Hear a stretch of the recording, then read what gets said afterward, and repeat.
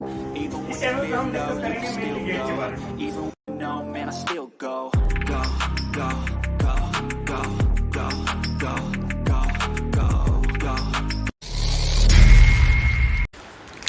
नमस्कार दोस्तों, मकैंजी मलिक साहब चैनल पे एक बार फिर से स्वागत है। मैं सुमित मलिक आप सभी का फिर से वेलकम करता हूं अपने चैनल पे।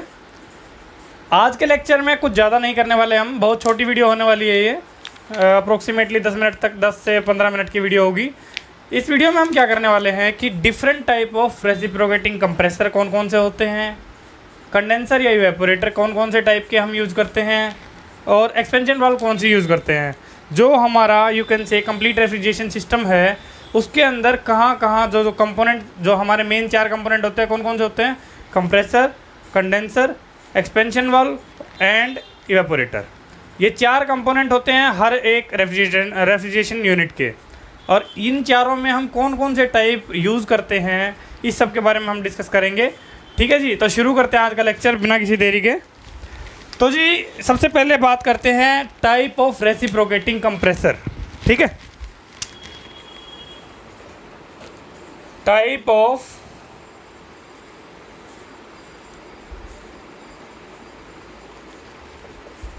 रेसिप्रोकेटिंग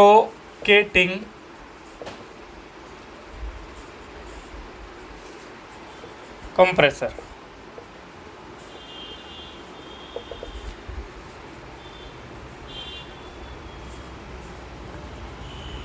तो जी सबसे पहले अगर बात करें तो टाइप ऑफ रेसिप्रोकेटिंग कंप्रेसर मैं याद करने का तरीका भी बताऊंगा कि कैसे इनको याद करना है, साथ साथ में हमें कि किस किस टाइप के होते हैं और यू कैन से उनका फ़ायदा नुकसान क्या है वो बताएंगे। ठीक है जी, तो 3 टाइप के होते हैं नॉर्मली रेसिप्रोकेटिंग कंप्रेसर। सबसे पहला जो होता है वो होता है open type. Open type. Second होता है semi hermetically sealed. Semi hermetically sealed. और थर्ड होता है हर्मेटिकली सील्ड।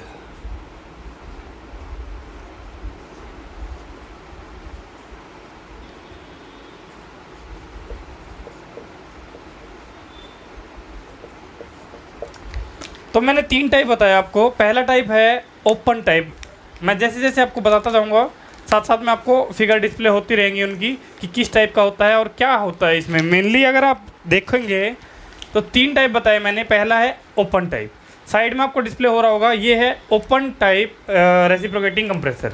इसमें क्या होता है आपको दिख भी रहा होगा फिगर में, मोटर अलग होती है और कंप्रेसर अलग होता है। Compressor and motor both are you can say 2 different compartments और they are connected with the help of belt drive। ठीक है, बेल्ट ड्राइव से कनेक्टेड होते हैं और दोनों अलग अलग कंपार्टमेंट होते हैं। इसका फ़ायदा क्या होता है? इसका फ़ायदा ये होता है कि मेंटेनेंस इसमें इजी होती है। और मेंटेनेंस इजी का मतलब क्या है? कॉस्ट, मेंटेनेंस कॉस्ट जो होगी वो हमारी यू कैन से मिनिमम होगी। मेंटेनेंस कॉस्ट होगी, मिनिमम होगी, और ईजी टू रिपेयर है और ईजी टू यूज़ है। ठीक है। सेकेंड जो अगर बात करें हमारा semi hermetically sealed. Semi hermetically sealed की भी आपको फिगर दिख रही होगी साथ में। ये हमारा semi hermetically sealed reciprocating compressor है।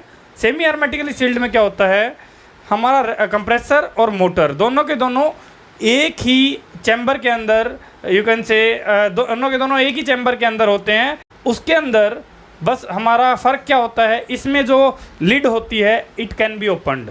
ठीक है, तो अगर बात करें पहले के मुकाबले में, ओपन टाइप के मुकाबले में, इसमें क्या होगा, मेंटेनेंस थोड़ी सी मुश्किल हो जाएगी। ठीक है, और यू कैन से इसकी आप अगर सीओपी की बात करें, सीओपी की वैल्यू भी मॉडरेट रहेगी। ठीक है। थर्ड बात अगर हम करते हैं, थर्ड हमारा होता है हर्मेटिकली सील्ड। आपने ये देखा होगा रेफ्रिजरेटर के पीछे, अपने घरों में रेफ्रिजरेटर के पीछे ये वाला कंप्रेसर लगा रहता है, तो साइड में फिगर भी डिस्प्ले हो रही होगी। हर्मेटिकली सील्ड कंप्रेसर में क्या होता है, हर्मेटिकली सील्ड रेसिप्रोकेटिंग कंप्रेसर में क्या होता है, इसके अंदर आपका compressor and motor both are kept in a single you can say sealed unit, जिसमें कोई लीड ओपनिंग की या इसकी यू कैन से कोई लीड ओपनिंग की फैसिलिटी नहीं होती, लीड ओपनिंग की फैसिलिटी नहीं होती, और लीड ओपनिंग नहीं होएगी तो मेंटेनेंस इसकी बहुत मुश्किल होएगी। सबसे मुश्किल है ये मेंटेन करना, यू कैन से मेंटेनेंस इसकी सबसे मुश्किल है, और COP जो है सबसे ज़्यादा है इसका। COP इसका सबसे अच्छा रहेगा, इसका COP सबसे कम रहेगा। ठीक है, तो ये हमारे तीनों हैं, इनके बारे में थोड़ा सा लिख लेते हैं। अगर ओपन टाइप के बारे में बात करें तो मैं 2 एस्पेक्ट में बात कर लेते हैं। सबसे पहले मेंटेनेंस और दूसरा COP। थोड़ा सा ये भी लिख लेते हैं इसमें डिफरेंस क्या है। यहाँ पे both compressor and motor are separate units connected by belt drive. ठीक है, फोटो में आपको दिख रहा होगा।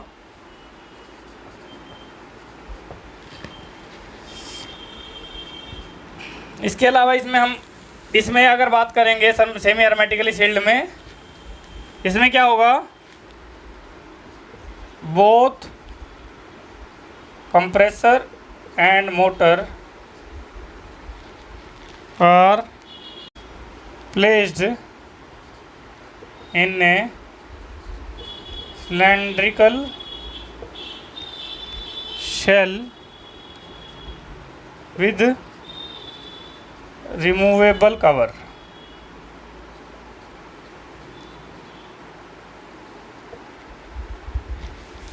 और हर्मेटिकली सील्ड में क्या होगा, ये कवर भी रिमूव नहीं होगा।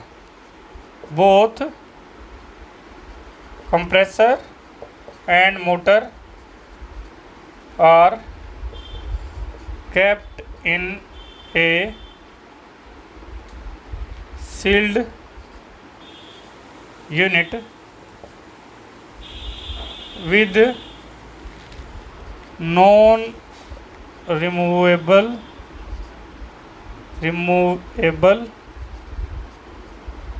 covers। ठीक है, अब बात करते हैं, अगर हम बात करें कि इनमें से किस में चांसेस ऑफ रेफ्रिजरेंट के लीकेज होने के चांसेस सबसे ज़्यादा किस में होंगे, सबसे कम किस में होंगे, और मेंटेनेंस कॉस्ट किसकी ज़्यादा होगी, किसकी कम होगी। तो अगर बात करें चांसेस ऑफ लीकेज,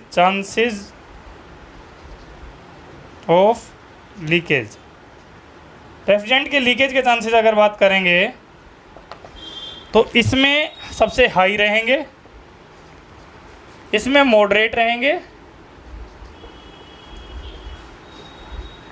इसमें लो यू कैन से या नेग्लिजिबल।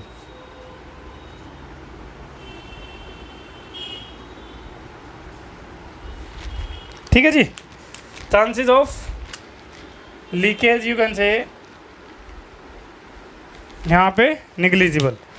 सेकंड चीज़ अगर बात करें चांसेस ऑफ लीकेज के अलावा, मेंटेनेंस।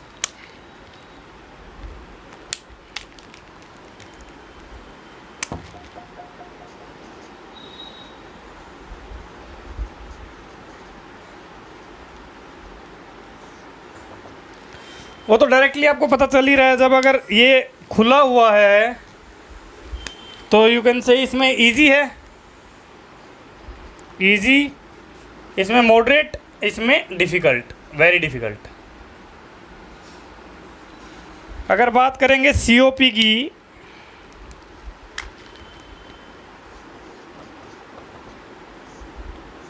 तो COP जो है सबसे अच्छा किसका रहेगा, क्योंकि इसमें चांसेस ऑफ लीकेज कम है, यू कैन से मेंटेनेंस की रिक्वायरमेंट पड़ती ही नहीं है। कभी कभार मतलब बहुत काफ़ी टाइम बाद कभी इसकी यू कैन से मेंटेनेंस की रिक्वायरमेंट पड़ेगी, बट ये कौन से इनिशियल कॉस्ट इसकी ज़्यादा है, इनकी इनिशियल कॉस्ट कम है। तो यहाँ पे अगर बात करेंगे COP की, तो COP हमारा इस केस में क्या होगा, यू कैन से लो होगा, इसमें मॉडरेट रहेगा और इसमें हाई रहेगा। ठीक है, केवल कंपोनेंट के लिए बात कर रहे हैं हम, केवल कंपोनेंट के लिए। ठीक है, यू कैन से परफॉर्मेंस, फॉर एग्जांपल COP ना लिख के परफॉर्मेंस लिख लेते हैं। परफॉर्मेंस इसकी सबसे अच्छी किसकी होगी, परफॉर्मेंस सबसे अच्छी किसकी रहेगी? इसकी, क्योंकि इसके अंदर यू कैन से मेंटेनेंस बिल्कुल ही निग्लिजिबल होती है। ठीक है जी। तो ये तो हमारा हो गया अबाउट रेसिप्रोकेटिंग कंप्रेसर। अब बात करते हैं यू कैन से इवेपोरेटर और कंडेंसर की। ये जो टॉपिक कर रहे हैं ये रिवर्स बायरेटन साइकिल से रिलेटेड नहीं, यू कैन से ये इन जनरल है। आप अगर बात करें, क्योंकि ये है टाइप ऑफ रेसिप्रोकेटिंग कंप्रेसर है। मैंने रेफ्रिजरेंट चैप्टर में आपको बताया है कि रेफ्रिजरेंट चैप्टर में मैंने आपको बताया है कि कहाँ पे हम रेसिप्रोकेटिंग कंप्रेसर यूज़ करते हैं और कहाँ पे हम रोटरी कंप्रेसर यूज़ करते हैं। ठीक है। अगर हम बात करें नेक्स्ट जो है टाइप ऑफ कंडेंसर, सबसे पहले हाँ यू कैन से type of condenser, type of condenser और इवेपोरेटर।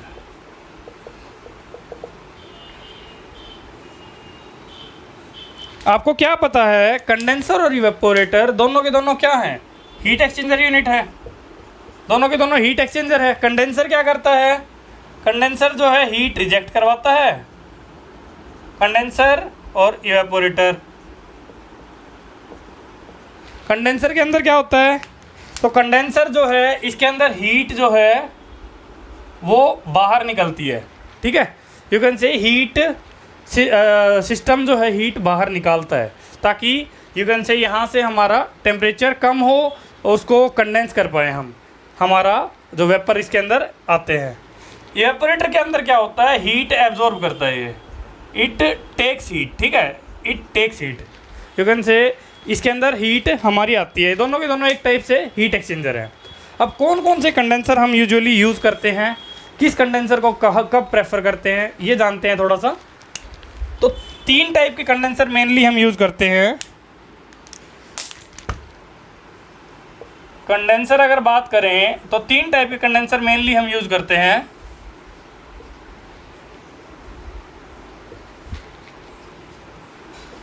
पहला है एयर कूल्ड, एयर कूल्ड। दूसरा है वाटर कूल्ड और तीसरा है इवेपोरेटिव कूलिंग, इवेपोरेटिव कूलिंग। अगर हम बात करें 3 टाइप के कंडेंसर हम मेनली यूज़ करते हैं। पहला जहाँ पे यू कैन से एयर कूल्ड कंडेंसर होता है, जिसमें यू कैन से बाहर से हम कूल एयर फ्लो करवाते हैं। कूल एयर यू कैन से कंडेंसर से हीट लेगी और वो हॉट होके निकल जाएगी।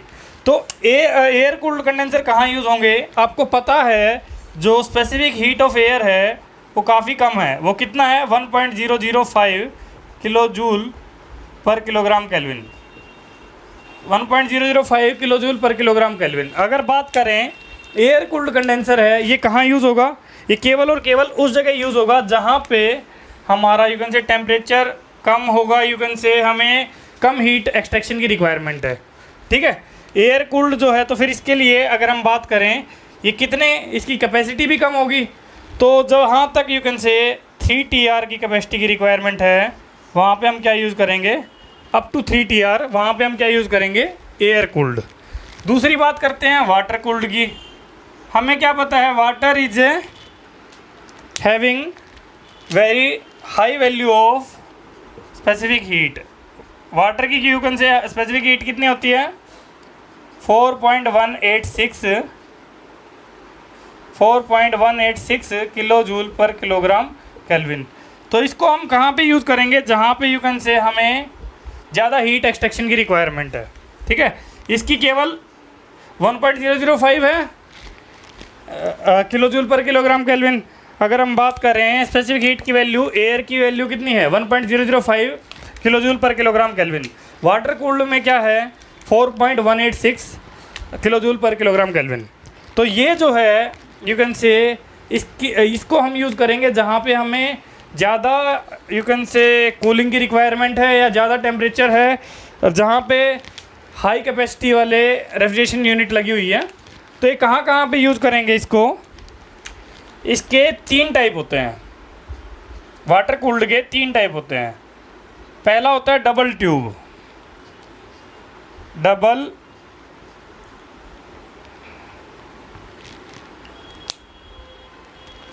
पहला होता है डबल ट्यूब,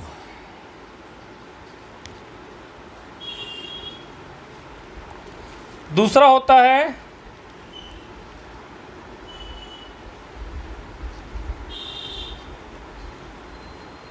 शेल एंड कोयल, और तीसरा होता है शेल एंड ट्यूब।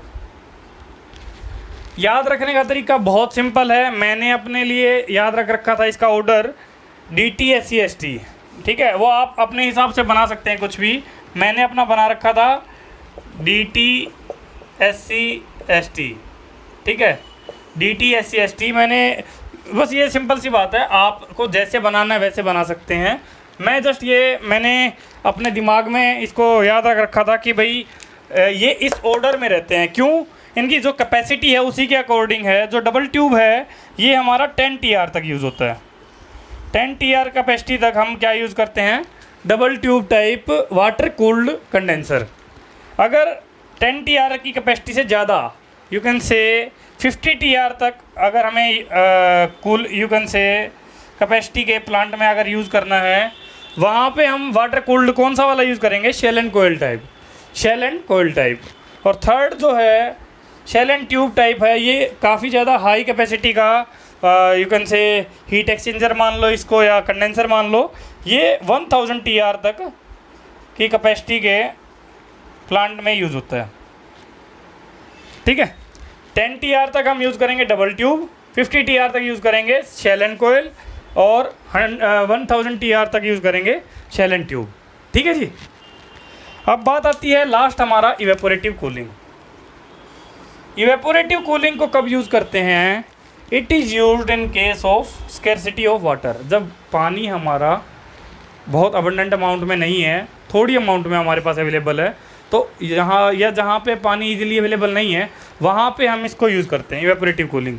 आपने अपने आसपास में थर्मल प्लांट देखे होंगे, तो थर्मल प्लांट के साइड में बड़े बड़े टावर लगे रहते हैं, तो वहाँ पे इवेपोरेटिव कूलिंग ही हो रही होती है।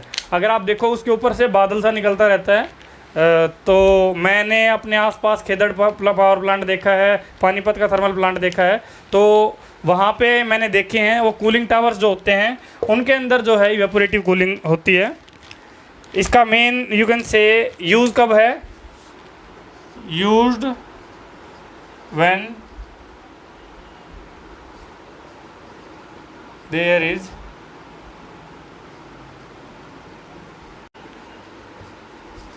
scarcity of water, ठीक है जी। इवेपोरेटिव कूलिंग कहाँ यूज़ करेंगे, जहाँ पे पानी की कमी है, ठीक है। इवेपोरेटिव कूलिंग कहाँ यूज़ करेंगे, जहाँ पे पानी की कमी है, ठीक है। यहाँ पे होता क्या है, रेफ्रिजरेंट जो हाई टेम्परेचर पे है वो अपनी हीट देगा वाटर को, वाटर उससे वेपराइज हो जाएगा, तो वाटर यू कैन से वेपराइज होगा तो वो स्टीम में कन्वर्ट हो जाएगा। स्टीम के साथ हम एयर को फ्लो करवाएंगे, जब एयर को फ्लो करवाएंगे तो एयर क्या करेगी, स्टीम से हीट ले लेगी, तो एयर गर्म होके वो तो ऊपर चली जाएगी और वाटर हमारा कंडेंस होके वापस नीचे गिर जाएगा, ठीक है। In case of cooling tower ये यूज़ होता है, ठीक है। तो डिटेल में अगर जानना है, डिटेल में मैं अलग से वीडियो बना दूंगा इसकी, इवेपोरेटिव कूलिंग कैसे होती है, ठीक है। क्वेश्चन अगर आएगा तो क्वेश्चन क्या आएगा कि कंडेंसर जो है कितने टाइप के, कौन सा कंडेंसर कहाँ पे यूज़ किया जाता है।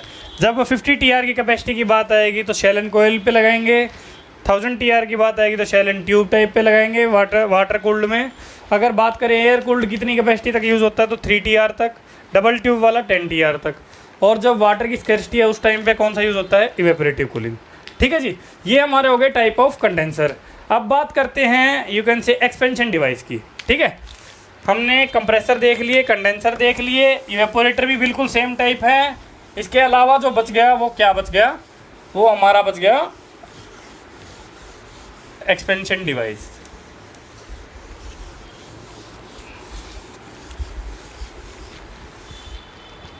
टाइप ऑफ एक्सपेंशन डिवाइस, ठीक है। Type of expansion device.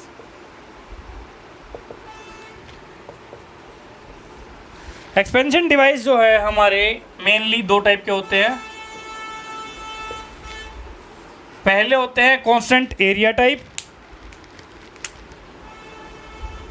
Constant area, और दूसरे कांस्टेंट वॉल्यूम टाइप। तो दो टाइप के होते हैं हमारे एक्सपेंशन डिवाइस, पहले होते हैं कांस्टेंट एरिया टाइप और दूसरे होते हैं constant volume type.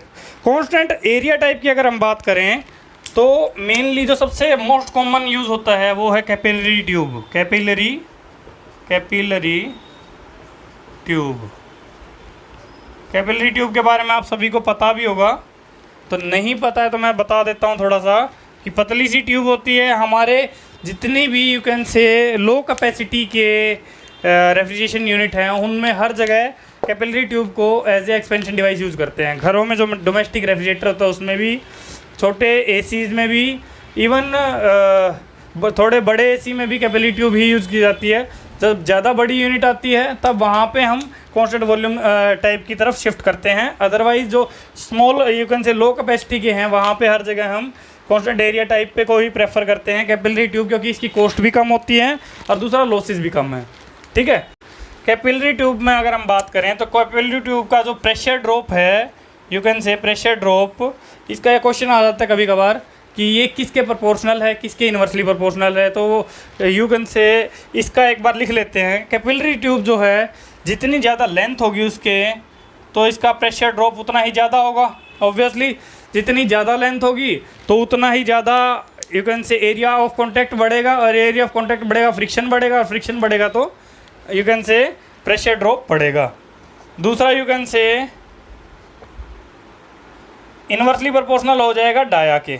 It is inversely proportional to dia of capillary tube. जैसे जैसे डाया बढ़ेगा वैसे वैसे इसका प्रेशर ड्रॉप कम होगा। तीसरा जो है फ्रिक्शनल रेजिस्टेंस, फ्रिक्शनल रेजिस्टेंस, जितनी ज़्यादा स्मूथ होगी कैपिलरी ट्यूब उतना यू कैन से इसमें प्रेशर ड्रॉप कम होगा, और जितनी रफ़ होगी उतना you can say pressure drop ज़्यादा होगा उसके अंदर। और लास्ट है acceleration of fluid, acceleration of fluid, इसके भी डायरेक्टली प्रोपोर्शनल होता है। तो अगर कोई पूछ ले आपसे कि प्रेशर ड्रॉप, कहीं भी किसी भी एग्जाम में अगर पूछा जाता है कैपिलरी ट्यूब का प्रेशर ड्रॉप किस किस फैक्टर पे डिपेंड करता है, सबसे पहली चीज़ है लेंथ ऑफ कैपिलरी ट्यूब पे, लेंथ ऑफ कैपिलरी ट्यूब के डायरेक्टली प्रोपोर्शनल। दूसरा डाया के इन्वर्सली प्रोपोर्शनल। तीसरा फ्रिक्शनल रेजिस्टेंस के डायरेक्टली प्रोपोर्शनल। और चौथा जो है हमारा एक्सेलरेशन ऑफ फ्लूइड के डायरेक्टली प्रोपोर्शनल। ठीक है जी, I hope this is clear. और कहाँ कहाँ यूज़ करते हैं, जितनी भी you can say small capillary tube को यूज़ कहाँ करते हैं, it is used in you can से जहाँ पे हमारी स्मॉलर कैपेसिटी की है, smaller capacity refrigeration application, refrigeration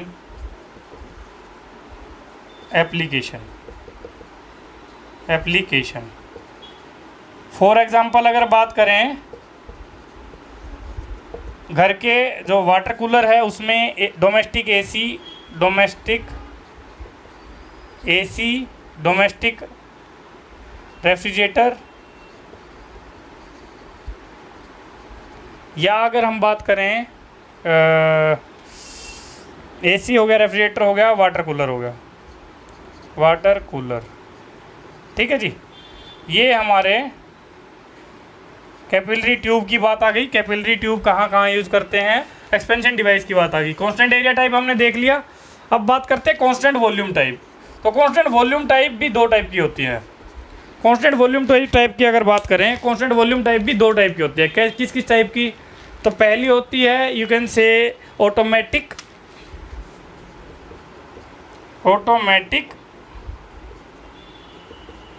expansion valve, और दूसरी होती है थर्मोस्टैटिक एक्सपेंशन वाल्व, थर्मोस्टैटिक।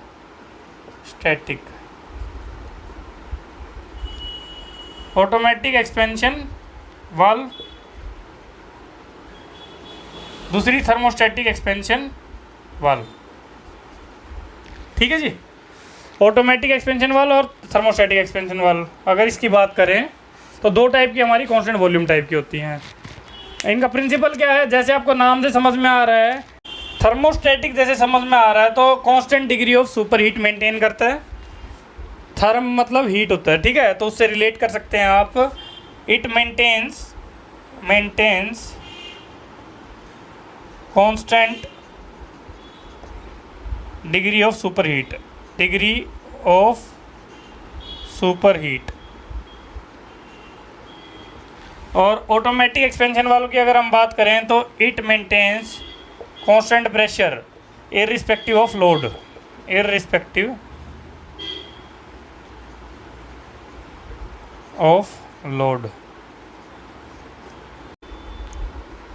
इन इवेपोरेटर। ऑटोमेटिक एक्सपेंशन वाल्व की अगर बात करें तो ऑटोमेटिक एक्सपेंशन वाल्व कहाँ यूज़ की जाती है, जहाँ पे हमें इवेपोरेटर में कांस्टेंट प्रेशर मेंटेन करने की रिक्वायरमेंट है, चाहे हमारा लोड कोई कुछ भी हो, इररिस्पेक्टिव ऑफ लोड। अगर हमें ऑटोमेटिक वाले में क्या आएगा कि भाई ये कांस्टेंट प्रेशर मेंटेन करेगी इवेपोरेटर का, ठीक है। थर्मोस्टेटिक एक्सपेंशन वाल्व जो है, थर्मोस्टेटिक एक्सपेंशन वाल्व में अगर हमें constant degree of super heat maintain करनी है तो उस केस में हम यूज़ करते हैं थर्मोस्टेटिक एक्सपेंशन वाल्व। तो this was all about our you can say today's lecture. आज के लेक्चर में इतना ही करना था, ठीक है। तो हमने क्या क्या किया है एक बार दोबारा डिस्कस कर लेते हैं। सबसे पहले मैंने क्या बताया कि रेसिप्रोकेटिंग कंप्रेसर के टाइप। रेसिप्रोकेटिंग कंप्रेसर क्या क्या कौन से टाइप के हैं, 3 टाइप के मैंने बताए। कौन कौन से? Open type, semi hermetically sealed और हर्मेटिकली सील्ड। ओपन टाइप में हमने क्या किया, ओपन टाइप में कंप्रेसर मोटर अलग अलग चैम्बर में थी, तो इस वजह से क्या फ़र्क पड़ रहा था उससे कि उसकी मेंटेनेंस इजी हो रही थी और यू कैन से एफिशिएंसी उसकी थोड़ी कम थी, उस सिस्टम की एफिशिएंसी थोड़ी कम थी और यू कैन से मेंटेनेंस इजी किस में पड़ रही थी, उसी में, ठीक है। सेकेंड अगर बात करेंगे और चांसेस ऑफ लीकेज भी उसमें ज़्यादा है।